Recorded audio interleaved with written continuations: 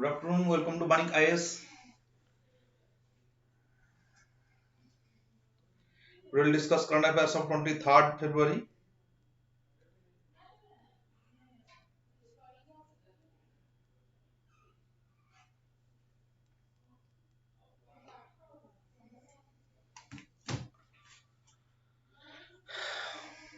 First, let's discuss Rashtriya Uchchatar Shiksha Abhiyan. Right? Rashtriya Uchchatar Shiksha Abhiyan. It is the scheme of Union government that is related to higher education. Right? The government has approved the scheme of Rashtriya Uchchatar Shiksha Abhiyan (RUSA) for continuation of 31st March 2026 till further review. It has extended, right?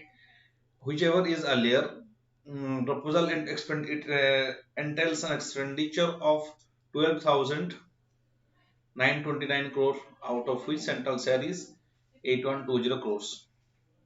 You don't need to remember these numbers, just remember that Rashtriya Uchchatar Shiksha Abhiyan is the scheme of central government for higher education, which the term is extended. Next, it is a centrally sponsored scheme. What do you mean a centrally sponsored scheme? Where center has some share and state has some share. Uh, it is launched in 2013 and to provide strategic funding for the higher education.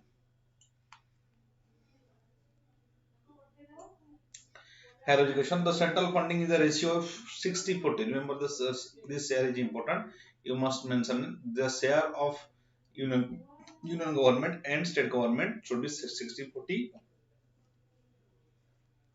and it is 90/10 for special category states and 100% for the union territories.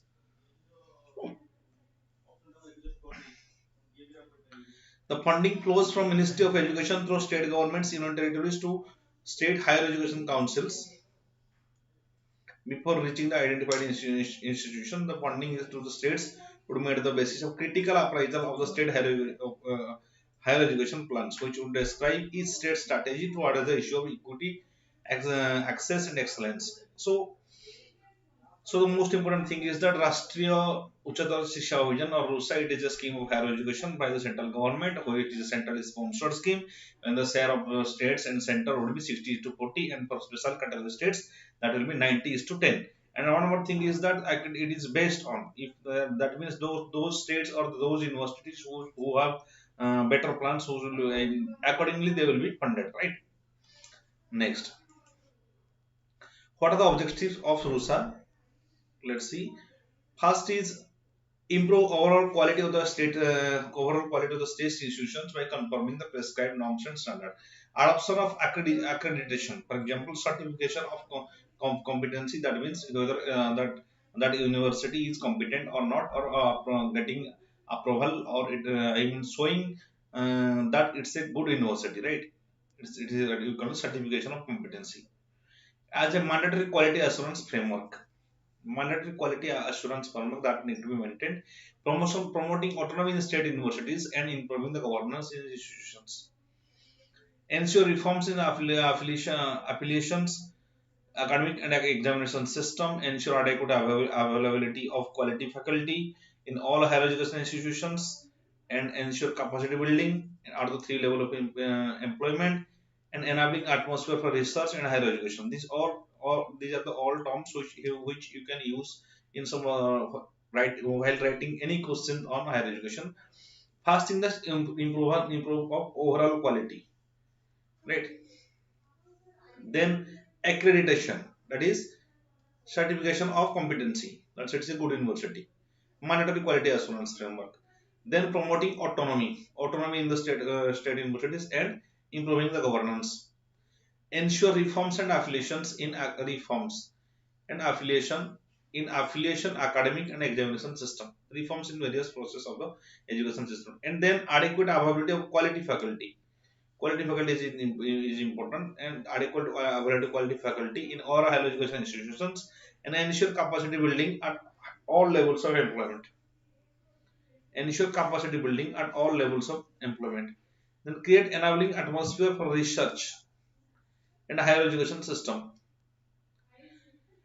Correct regional imbalance in access to higher education by setting up institutions and by setting up institutions in unserved or undeserved areas. Those areas where higher education opportunities are not present, government will establish universities or institutions in those areas.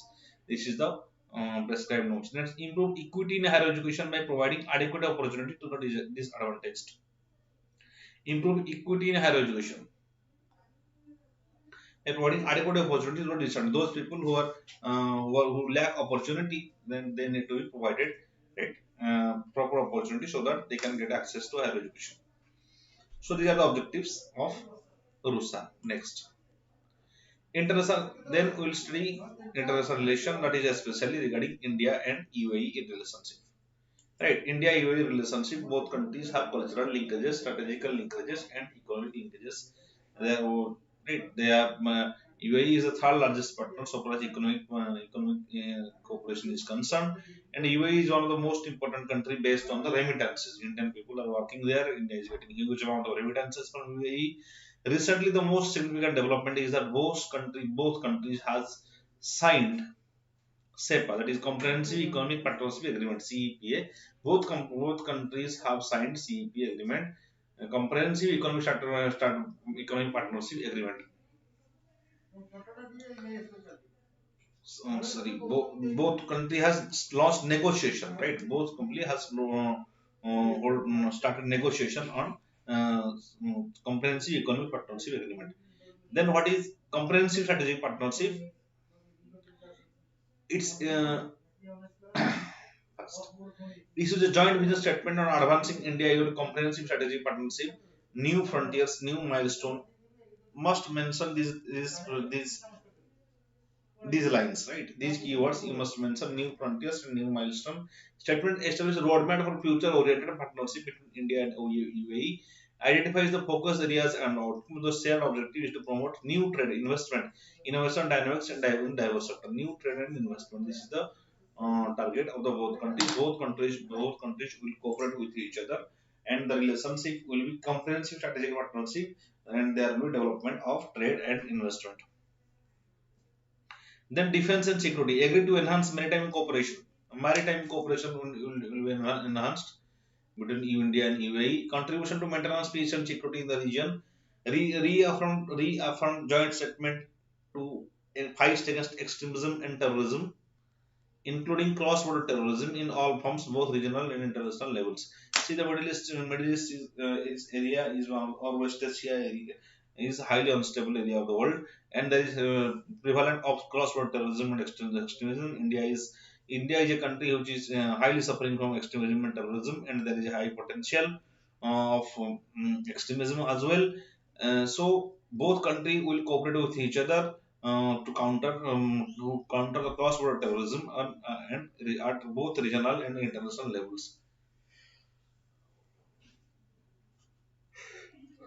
They will cooperate with each other in maritime cooperation as well.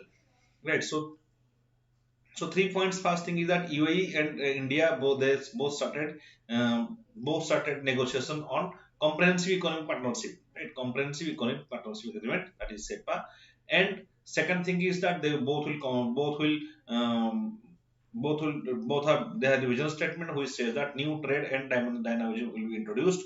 Third, there is both countries are proposed to enhance the maritime cooperation and also to work further in cross-border terrorism and countering extremism.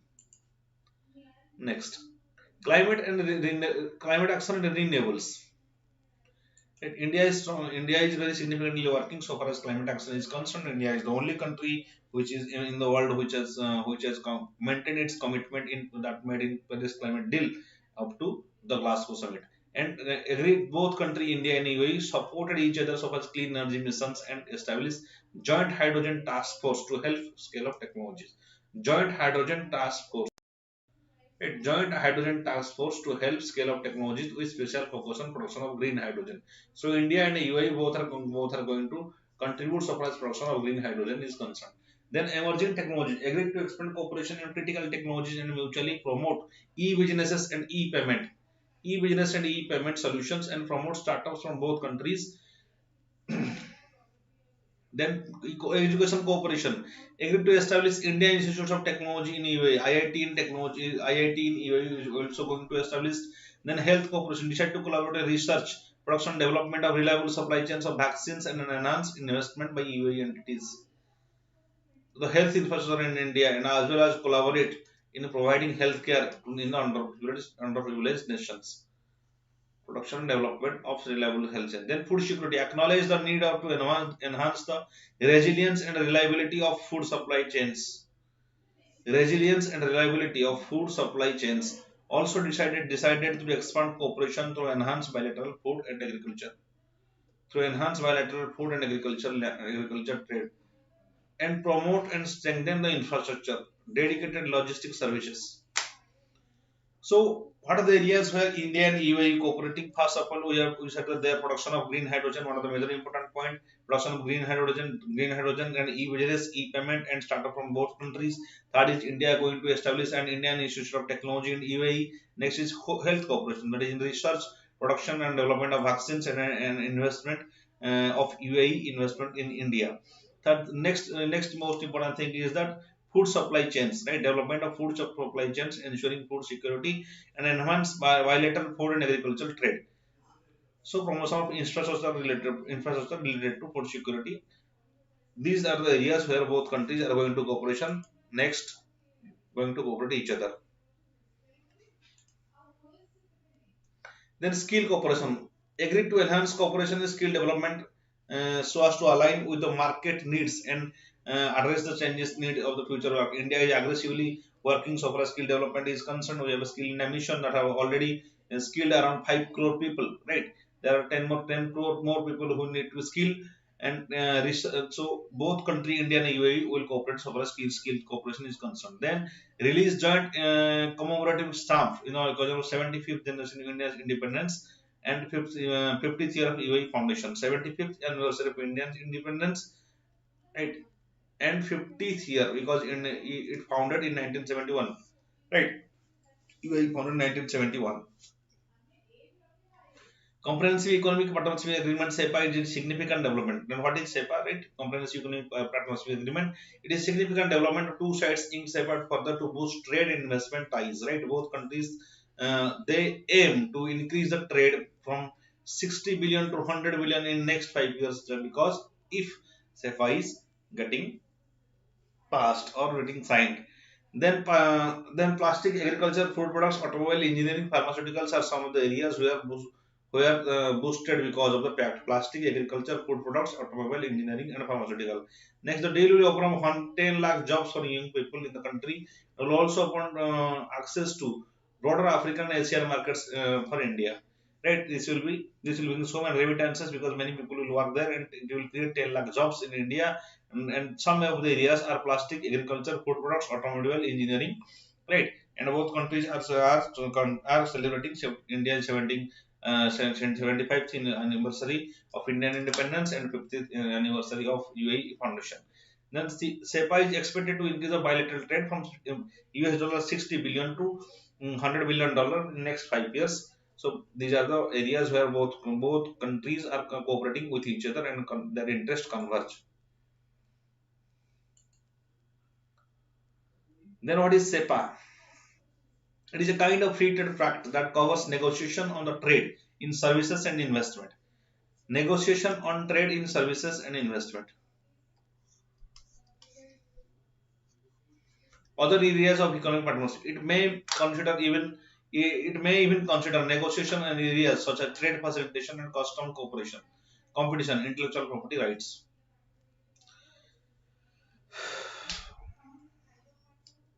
It also trade facilitation and custom cooperation, competition, and IPR. So these are the areas where both country and they say free trade pact, say by J, kind of free trade pact that covers negotiation on trading services and investment.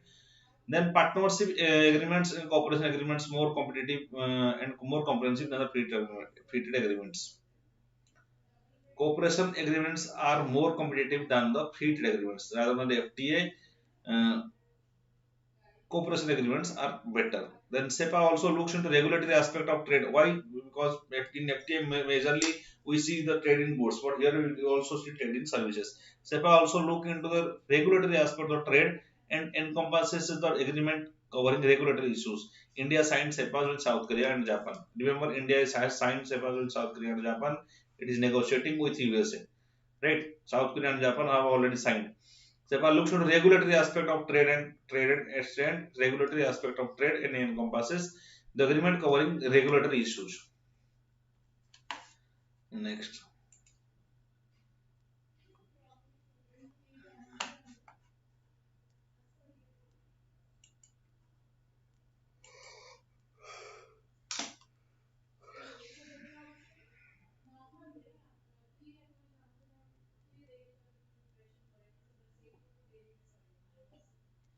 India and UAE enjoy strong bonds of friendship based on age-old cultural the relationship between both countries based on strong bonds of partnership, age-old cultural, religious, and economic ties between both the nations. Right. The relationship flourished in the accession of H. Sheikh Zayed bin Sultan Al Nahyan and the ruler of Abu Dhabi in 1966 and subsequently the creation of UAE Federation in 1971. That's why in 2021 we are celebrating the 15th Anniversary Day of UAE. Right.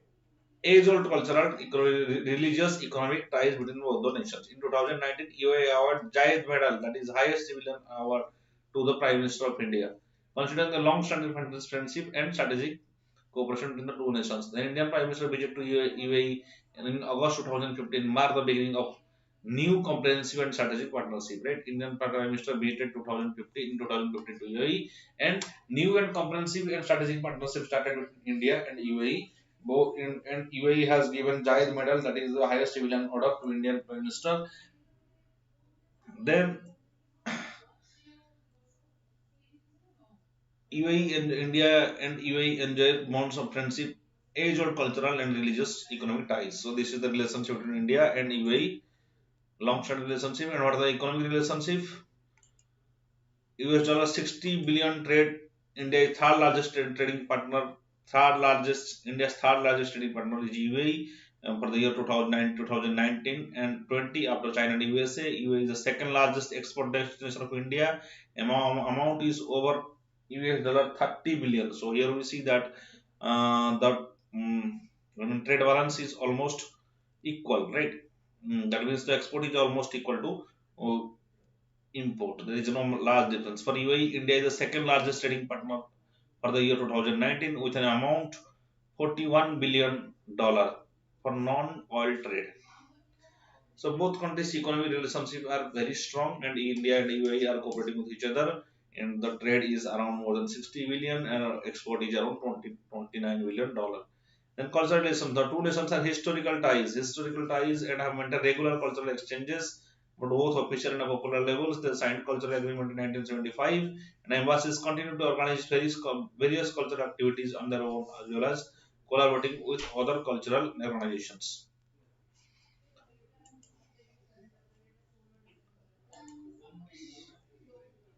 Indian community.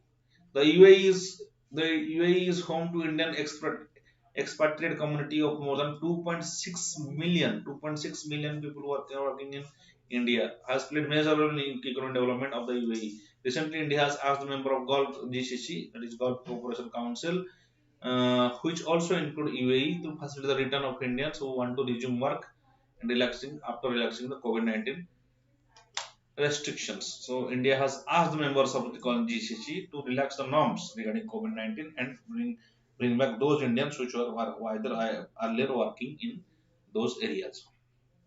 So we have a community of 2.6 million there.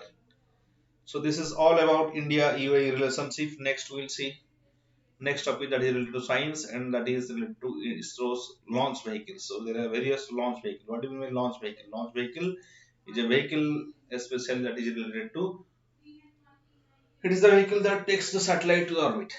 That's the launch vehicle. ISRO has launched Earth observation satellite EOS 4 along with two other small satellites into space using PSLV. PSLV, Polar Satellite Launch Vehicle. This is the 54th flight of the PSLV rocket, right? Polar Satellite Launch Vehicle. Right? It is the workhorse of in ISRO, that is successful 54th time. It is time tested, again tested. It is very successful, right? So, what are the launch vehicles? Rockets are most powerful propulsion systems that generate a huge amount of energy required to lift heavy objects like satellites into space, overcoming the gravitational pull of Earth. Satellites carry more than one or more instruments that do scientific work for which they send to space. The operational lifetime sometimes extends up to decades. But rockets, the launch vehicles, become useless after the launch. Rockets only job is to take the satellites to the intended orbits. Remember, the launch vehicle's job is just to take the satellite to the orbit. That's it. Right? There are various types of launch vehicles. For example, there is first presently there is most important is PSLV and GSLV. Earlier there was SLV, then ASLV. Right? These are various type of launch vehicle and having different capacities. Yesterday we have discussed Vikas engine. That Vikas 2 days ago we have discussed Vikas engine. The job of Vikas engine is just to increase the payload of these launch vehicles. One by one, we will see what is ASLV. Then rockets have several detachable energy providing parts. The burn different kinds of fuels to power the rocket. There are different levels of rocket. For example, PSLV has four levels. Fast solid, then liquid, then solid, then liquid. That is solid, liquid, solid, liquid. This is the different level of energy fuels in PSLV. If you consider GSLV, then the one fast is solid, then liquid, then cryogenic engine. Solid, liquid, and cryogenic engine. That is in case of GSLV. So there is different levels of fuels that is inside a rocket. Once fuel is exhausted, they detach from the rocket and fall off, often burning off in the atmosphere due to air friction, getting destroyed. Only a small part of the original rocket goes to the intended destination of the satellite. Once the satellite is finally ejected, the last part of the rocket either becomes a part of the space debris or once again burns off after falling into atmosphere, right? So nothing stage. One level. Suppose I have said PSLV has four parts: solid, liquid, solid, liquid. So after the first fuel is used, it will be adjusted to the atmosphere and it will burn out. So finally, very few part of the original system goes to the orbit, and that also burns out or becomes space debris.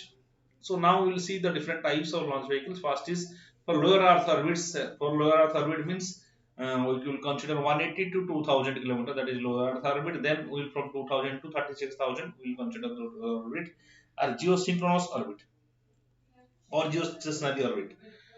Say, what is the difference between geostationary and geosynchronous? Geostationary orbit are those geosynchronous orbit which rotate around Earth on the equatorial plane. Then, if it is rotating around equatorial plane, we will consider as geostationary orbit.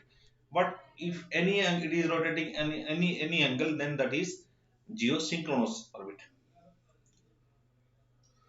Then for low Earth orbit, several satellites have been deposited only in the low Earth orbit, which starts from about 180 km to Earth's surface to extend to 2000 km. Most of the Earth observation satellites, communication satellites, even the International Space Station, full-fledged laboratory in space that host astronauts fiction in this space. So that within the low Earth orbit, all these things are established. It takes a small amount of energy to take the satellites to low Earth orbit, especially PSLV is used to take low Earth orbit, right? GSLV for to geosynchronous orbit. So what is in PSLV? We have said in low Earth orbit, International Space Station, right? Full-fledged laboratory in space. Then Earth observation satellites, communication satellites. These all stay in low Earth orbit. That is around approximately from 300 to 600 kilometer. Our Gaganyaan will also go to low Earth orbit. Gaganyaan, which is Indian man mission to space, is the first man mission to space, that will also go to low Earth orbit. Then for higher orbits, we have GSLV. That is the deeper space geostationary satellites. For example, they have to deposited in orbits that are about 36,000 km from Earth's surface, that are geostationary orbits or geosynchronous orbits. Both are right. All the geostationary are geosynchronous orbit, but all the geosynchronous are not geostationary. Right? Those are geosynchronous or synchronous satellites which are rotating around equatorial plane are called as geostationary satellites. The planetary exploration missions also need their rockets to leave them much deeper space. For such space missions, Much more powerful rockets are used. In general, there is different trade-off between weight of the satellites that need to be launched and the distance it need to be taken to. The same rocket can take smaller satellites into much deeper space compared to heavier satellite.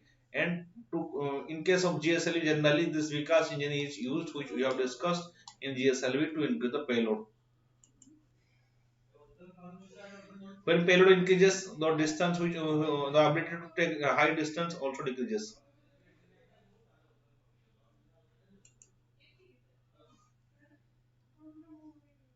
What are the launch vehicles used by ISRO? Earlier there was SLV. It was fast rocket developed by ISRO, simply called as SLV satellite launch vehicle. It is followed by augmented satellite launch vehicle or ASLV.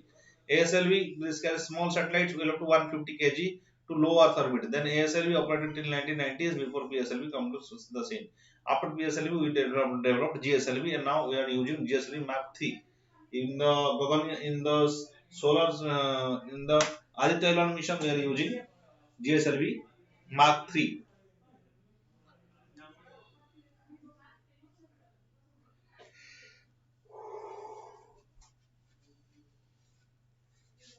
Then Polar satellite launch vehicle launched in 1994. It has been ISRO's main rocket since then. Today PSLV are vastly improved and several times more powerful than the ones used in 1990s. The fast Indian launch vehicle equipped with liquid stages, right? Liquid stages. That liquid engine also. SLSL. I have said solid liquid, solid liquid. PSLV is the most reliable rocket by the ISRO till date. Till 54 flights being successful launch to spacecraft. Chandrayaan 1 in 2008, also in Mars orbiter mission 2013. The latter travel to Mars and Moon and Mars both have used PSLV. Right. ISRO currently uses launch vehicles PSLV and GSLV. GSLV MK3 has an ability to take 8,000 kg to the low Earth orbit. Remember, it's a very high powerful GSLV MK3.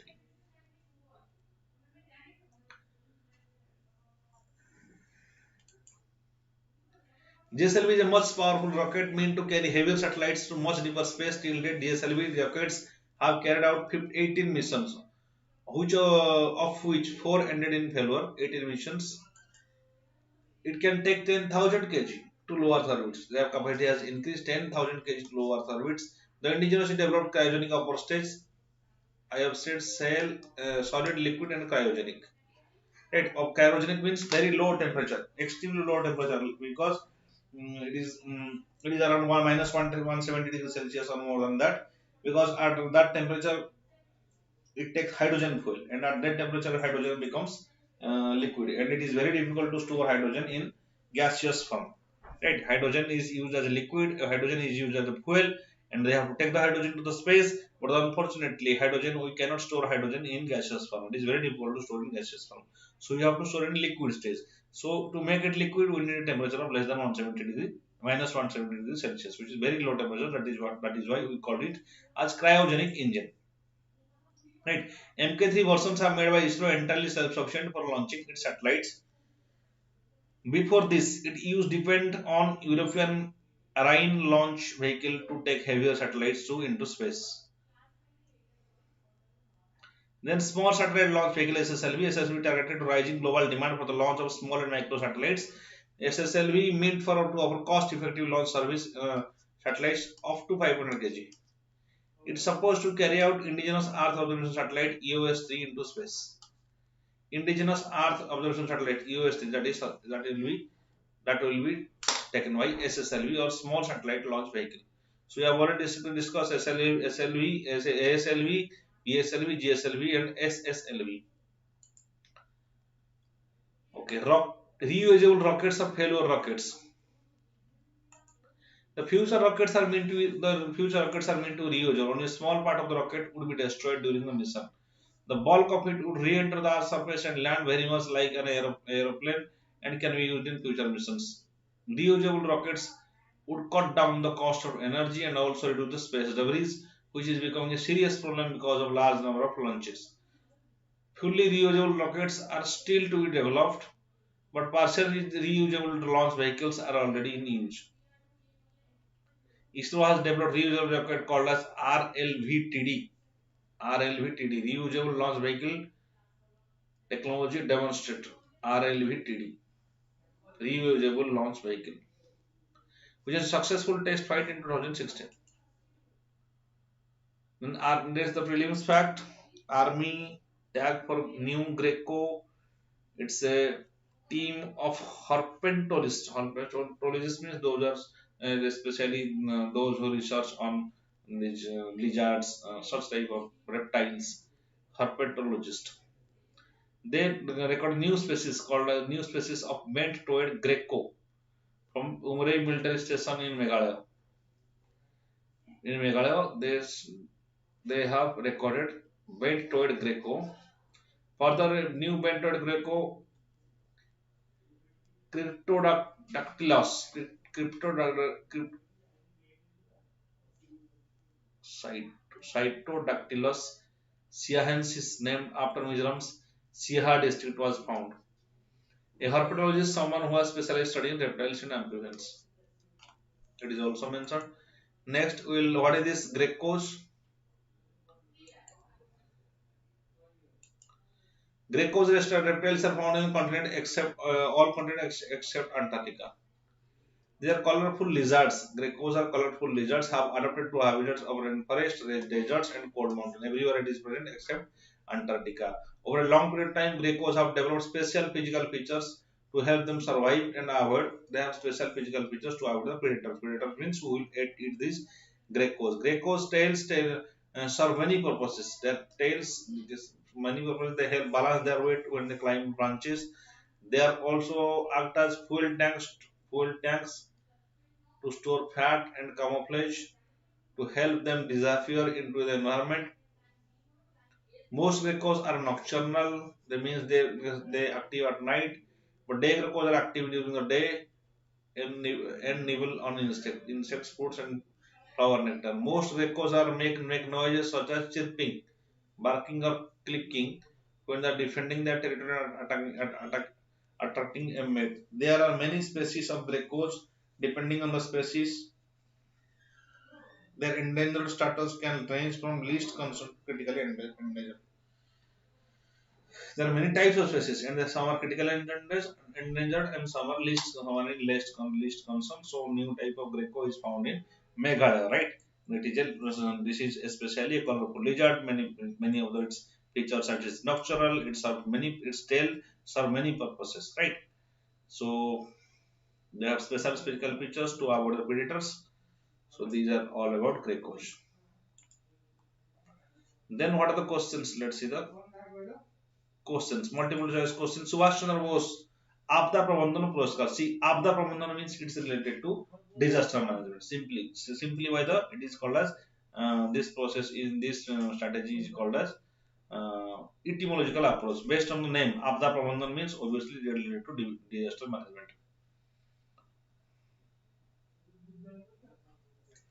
Subhash Chandra Bose आपदा प्रबंधन पुरस्कार. Remember, very objective questions. Next, factual questions. Next question will be the District Good Governance Index (DGGI) has been prepared by this is prepared by Department of Administrative Reforms and Public Grievances. Again, factual questions. Department of Administrative Reforms and Public Grievances. This has organized the District Good Governance Index (DGGI). It was prepared by Department of Administrative Reforms and Public Grievances. Next, consider the following statement about Pongangso. Pongangso. It is very close to Saksam Valley. No, it's not close to Saksam Valley. Saksam Valley is here. For example, see. Suppose this is India. Here it is Saksam Valley. But here is the Pongangso Lake. So this is not very close. So this is wrong. It is a form of Tethys geosyncline. Yes, it is Tethys geosyncline, and saltwater lake was there. 2 and 3 options are right. It is talking about the plate tectonic theory. Tethys geosyncline. Next question we will see.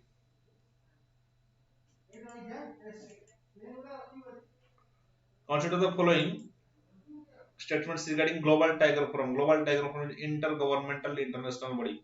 Intergovernmental international body working exclusively for the conservation of tigers. Yes, it is working. India is the only member country. See, whenever there is some only, then chances are wrong. Many chances there it is also wrong. Bangladesh and also Bhutan, they have also participated in or cooperating with Global Tiger Forum. Its headquarters is at New Delhi. Remember, headquarters is at New Delhi, right? So here one only is the answer. Next question we'll see. Jing Jiri. Jiri or living root bridges are predominantly found in Meghalaya. Predominantly found in Meghalaya. Jiri or living root bridges are found in Meghalaya, right? So for today, this is all. Like this video, share this video, and subscribe to Manik IS. Encourage us to continue this program. Thank you.